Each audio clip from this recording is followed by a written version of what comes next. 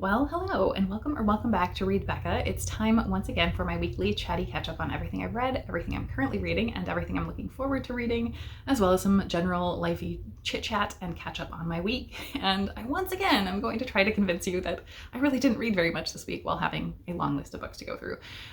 Mainly because I was buddy reading a bunch, or several things, and mainly that was all the reading I was doing. So I had these really short bits to read every day that I was just putting all my time into and reading very, very slowly, which is fine, but it's very imbalanced what I was actually reading versus what is on this list. Anyway, so the stuff that I finished, let's dive right in.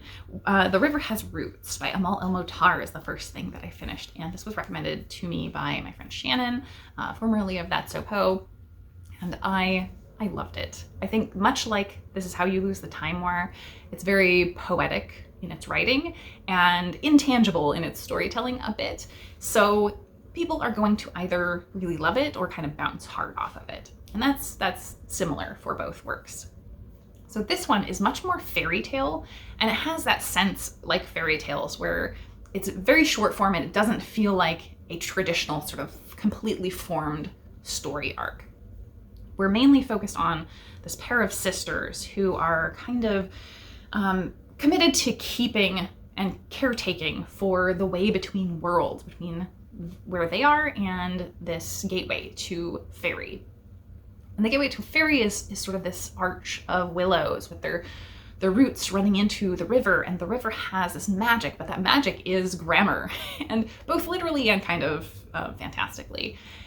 And so there is a really, really strong prose element, but they also caretake by singing. So there are songs throughout, and I knew because of that I was going to do the audio. And because this is very fairy tale, it's also really, really short and feels kind of fragmentary. So you just kind of get into it and then it ends. And that feels true to a lot of fairy tales that I've read. So these sisters, in their connection with fairy, one of them encounters someone from the other side and kind of falls in love. So there is a love element there, but there's also the sisterly relationship. And as well, they come under threat because a local who is kind of domineering really also wants to start a relationship with this same woman and is insidious about it, unsurprisingly.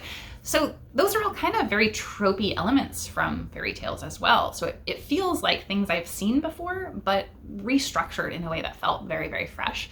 And with all the music incorporated in, it was just really, really lovely. It is only about 3 hours on audio, and I'm commenting specifically on the audio because it is such an experience. It's got like poetry and singing throughout. So I do really recommend that, though I had heard beforehand that a lot of people had issues with the volume being inconsistent, and I didn't have that issue at all. So I started listening on my tablet because it does automatically sort of level the volume. So I tried it that way, and then I just sort of sampled it on my phone as well to make sure like I had an idea of what the volume problems were. And I also didn't experience that sort of jarring offset, specifically with the singing clips. So I don't know what people were experiencing, but I didn't have any volume issues whatsoever. So maybe that has been adjusted somewhere. I was listening to this through the Libby app, but it was fine for me. So no issues with sound quality disrupting. And I thought the songs were incorporated really, really well and fit perfectly with this.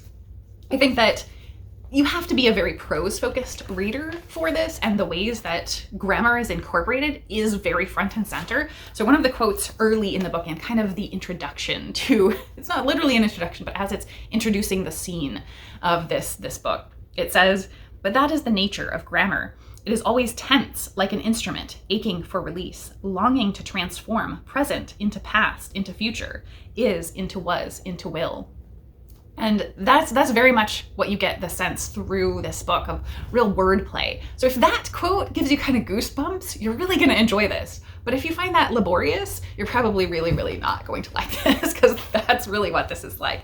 And I loved it. I really want to now get a physical copy and reread it kind of immediately. I almost just checked out the ebook or put a hold on the ebook to get started on that immediately. And I was like, no, I'm going to hold off, give it a little time to marinate, and then get back to it maybe later this year. I loved it. And I apologize if there was some wiggling there. A minor cat quake was happening because Lily wanted to rub on the tripod. So anyway, the next thing that I read was Guards by Terry Pratchett. And this was kind of an impromptu buddy read with Tiffany of Towering TBR. And this is one I have read before, in fact.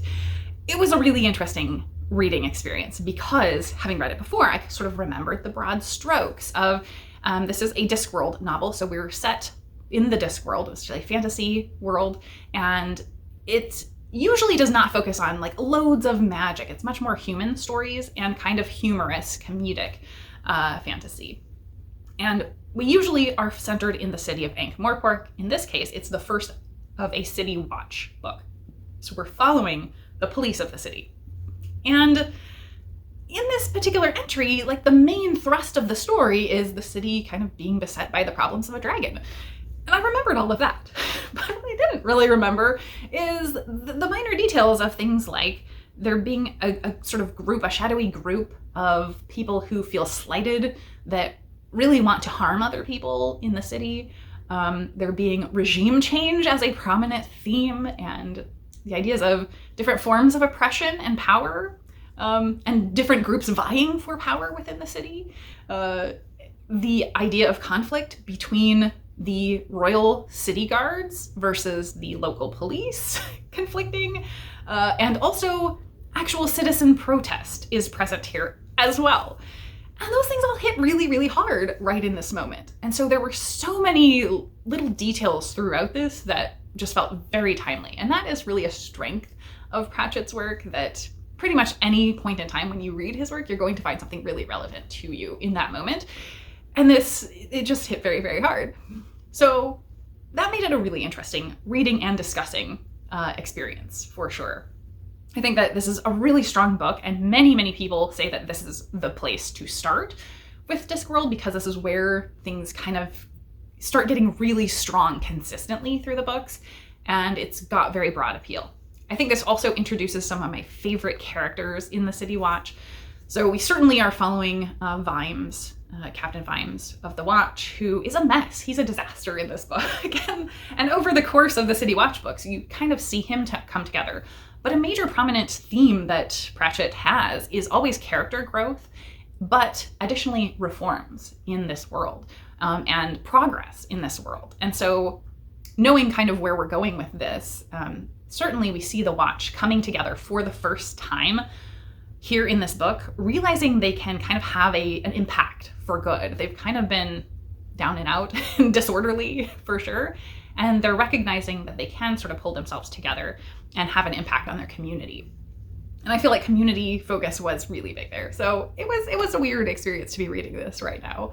But it was so funny and so full of heart that I think it was the right moment as well to read it. So I would really recommend this if you have not read any Watch books, if you've not read any Discworld books. This is a great place to start. But also, if you're someone who's feeling like you need a little hopeful commentary on things about the world, like this might be a good one too. The next one that I read was What Doesn't Kill Us Makes Us: Who We Become After Tragedy and Trauma by Mike Mariani. And this was also originally a buddy read with Tiffany of Towering TBR, and we got kind of almost all the way through it. And she decided this was too heavy and decided to take a break. So I decided to finish out the last little bit that I had and take notes on it as well. And this was very heavy because it is about tragedy and trauma, and it's a nonfiction covering that. And what I found so interesting about this is that Mariani is obviously tackling the adage of what doesn't kill us makes us stronger, and kind of coming at that from a different perspective. And in doing so, he is telling us the stories of several people, I think it's 6 or 7 people, along with himself, who have been through these major traumas in their life that have changed them fundamentally. So we're getting these really biographical stories and anecdotes from their lives after, lead up and after the traumas in their lives. And his personal trauma of suddenly coming down with this chronic illness that really affects him in every way through his life, and the grappling with not knowing what that was, and then dealing with the ways that that's affected him in his life. And he draws really great portraits of these people, really, of a whole 360 view of their life and how it's affected after. But I didn't find it totally effective, really, because essentially he is saying what doesn't kill us makes us means things that fundamentally change us. It's a tautology. It's obvious to me. And that's different from building the case that what doesn't kill us makes us stronger is incorrect. So those are sort of two different arguments, and yet he's conflating them. So I had kind of mainly a problem with that. I was like, you're not building the case that the makes us stronger part is invalid. You're building a different case that's a tautology and kind of silly to me. But I really enjoyed those personal stories throughout. I did kind of take issue, though, with them being told in a way that is entirely subjective to their perspective. Even when we're not getting quotes from these people, he really just gives their perspective. And there were times when I found that very dubious, or I was not led to believe that the people he chose were reliable narrators or were objective in anything that they were telling us. So I kind of was like, okay, you selected these few people, and they, like you, seem to kind of have a chip on their shoulder about something to do with this change. What if we had a broader sample, or what if there's something about who you selected and how you selected those people that is very biased? So I don't feel this was unbiased or objective at all. I feel like it was a good account, and I feel like, yes, it is obvious that things that change us. And they change our perspective, they change how we approach the world, and this is a demonstration of all of those things. But I don't know that he really made the case. He also kind of makes a lot of statements about things of sort of, we do things this way as human beings. He's making broad generalizations, and I was like, well, you're making this statement without any backing for that, no claim in terms of quotations, citations, nothing. It's just his personal opinion stated as if it's a fact. And so that also kind of grated on me. But I think him getting into the driving forces behind his emotions and his reasons for feeling like every aspect of his life was altered by this tragedy, and the ways that tragedy can fundamentally cause us to pour ourselves into something different than we would have. I think he didn't sell me on his point, but he gave me a really engaging story. And so I enjoyed it very much for those aspects, but maybe not for the intent that he was trying to get across. So interesting book. And lastly on my books finished is Lessons in Chemistry by Bonnie Garmus. Very popular one, so I'm a little behind the times on this, and I have not seen the show. But this is kind of 50s and 60s, I think, following a historical fiction story about a woman, Elizabeth Zott, who is a chemist. And she goes on to host a TV cooking show from a very chemistry-focused perspective that wins over women of the time who are trying to be sort of good housewives and being empowered. And I was really, really surprised that this didn't actually start that narrative until about halfway through. We are, prior to that, in the first half, we initially get one scene of her meeting the man who will hire her on to do this show. And then we jump backward and see all of the lead up of the beginnings of her time in college, where she's trying to become a chemist, running into problems with that, with sexism, getting a career as a chemist successfully, but also facing a lot of sexism there. And that's really the story of this book, is just sexism pervasively throughout. Her starting a relationship with another chemist, and them having this really wonderful relationship, but her also really feeling pride for her own identity and wanting to have her own name on her papers, so she doesn't want to get married and change her name. And him having all these preconceptions about that while also still respecting her, I think is one of the things I liked the most about this book, that he's a nuanced character who both sees her and respects her, and also doesn't really understand his own internal biases so much entirely. And he tries, but he just is not able because they're so deeply ingrained. But I really hated this book. I just really, really hated this book. I thought it was terrible. And I can see why it's so hyped. So it was not for me, but I get why people love it. And I think mainly because the author mentions, I also listened to the audio along with this, and at the end there was an interview with the author who talks about being sort of a copy editor, and you can feel that the tightness of the writing. There's not any extra to the writing. The scenes are laid out in such a way that I can see why it was optioned for adaptation really quickly, because it's written in such a tight fashion.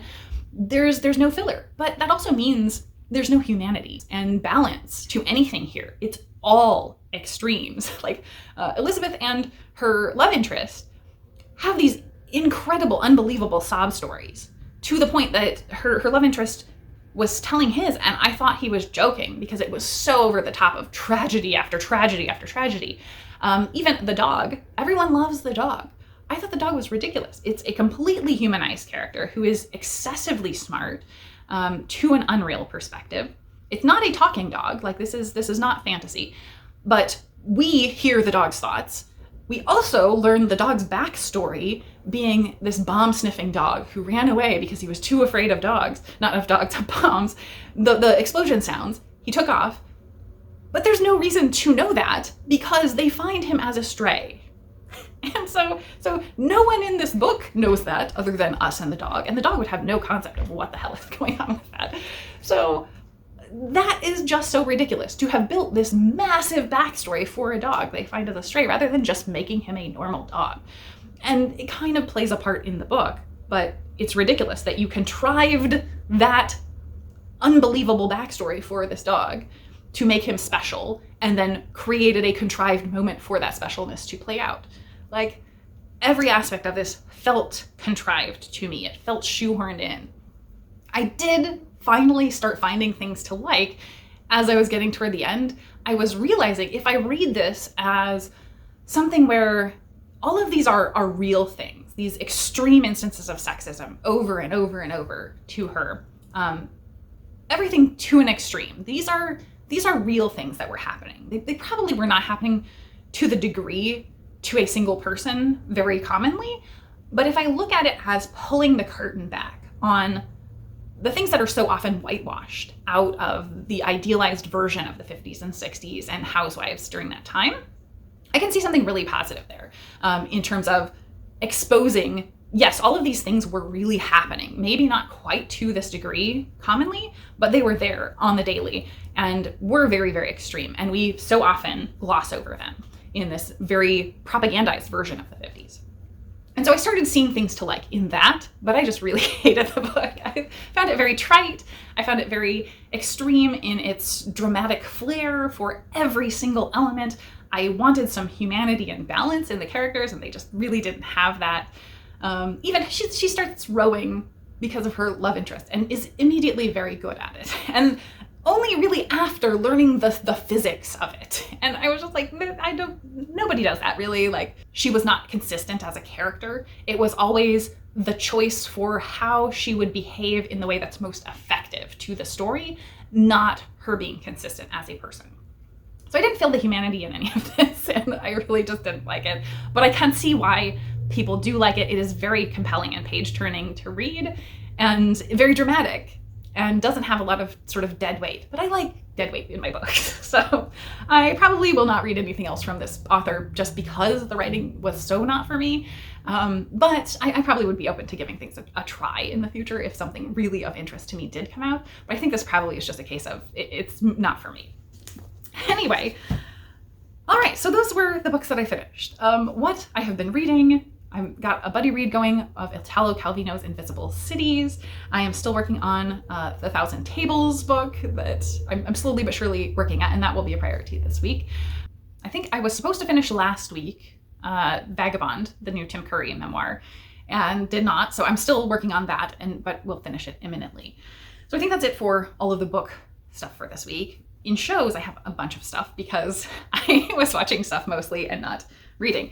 So show-wise, I don't think I've really talked about here very much, but Chef and My Fridge is on Netflix, and there is an episode every week for the entire past year. And I usually wrap things up and mention them when I'm finished with them. So I just haven't mentioned it because it hasn't finished. And they finally kind of finished the season. They finished a run and just started immediately another one. So this is kind of an anomalous show, but it is one of my favorite shows of all time now, I think.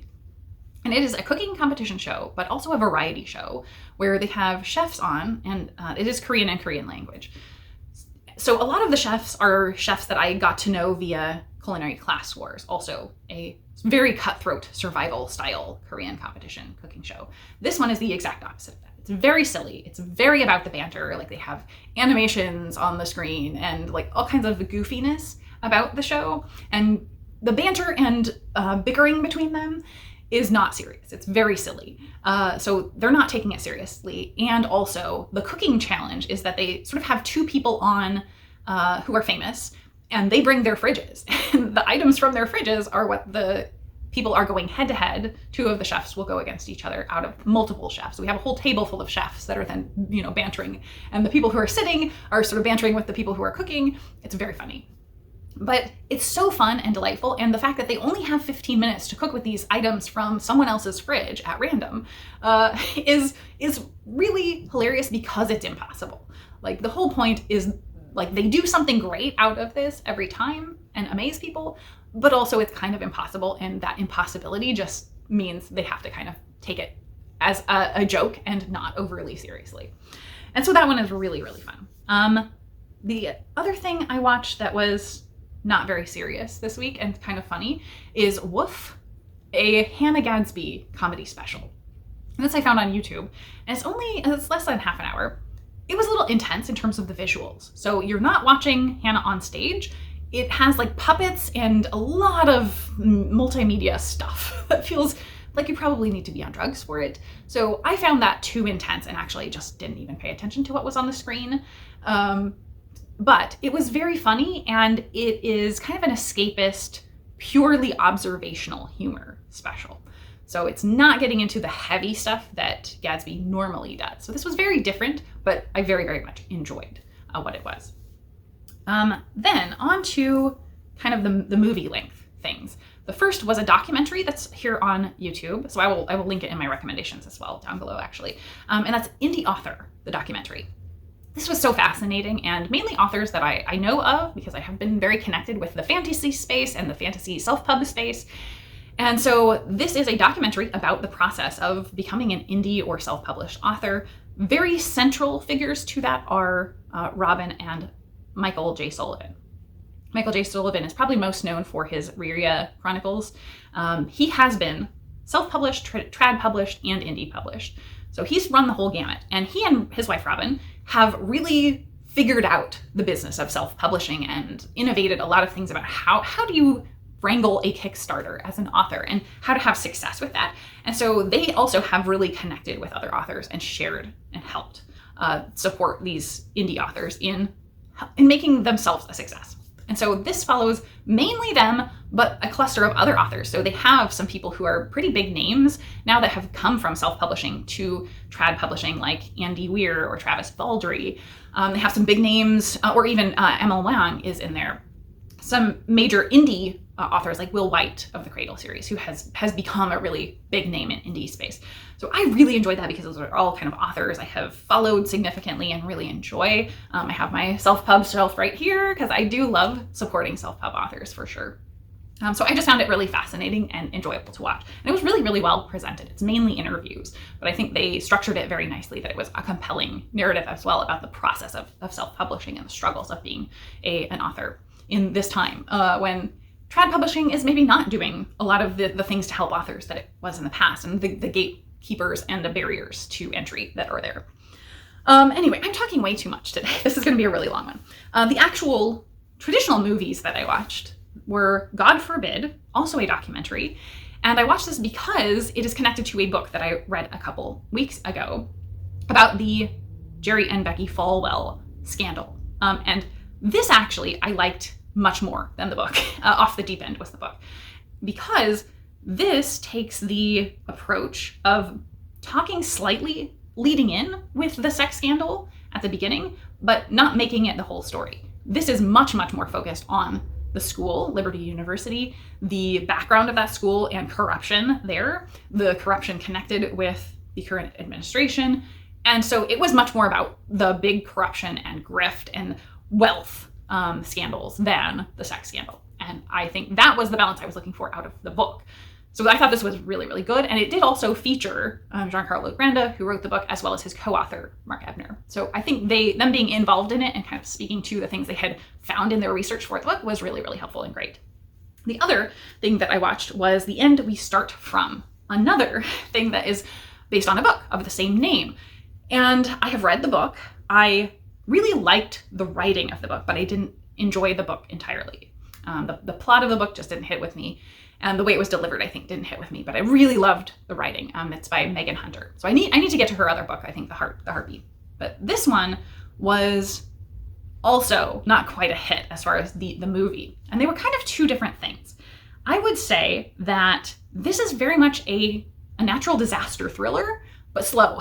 It's a literary version of a natural disaster thriller. And the movie is kind of an art house version, very character focused and about focusing on a woman who gives birth, basically, during a massive flood that's affecting London.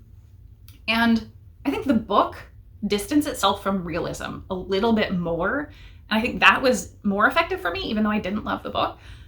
But the movie was totally grounded in realism. And my struggle with that and what totally turned me off, so it's actually a really good movie. Like, it's well made, the craft perspective. So similar experience with the book where it's like I respect what it's doing and it's beautiful, but I kind of hated the movie because in this moment, it's a refugee story. And it's so obvious that we're following Jodie Comer, this famous actress, as she's going through these real struggles, but what they're doing is just giving us a white woman going through a refugee crisis. And like, I don't need to see that. I'm exhausted with the idea that we need to convince people to care about other people by showing them bad circumstances with a white person.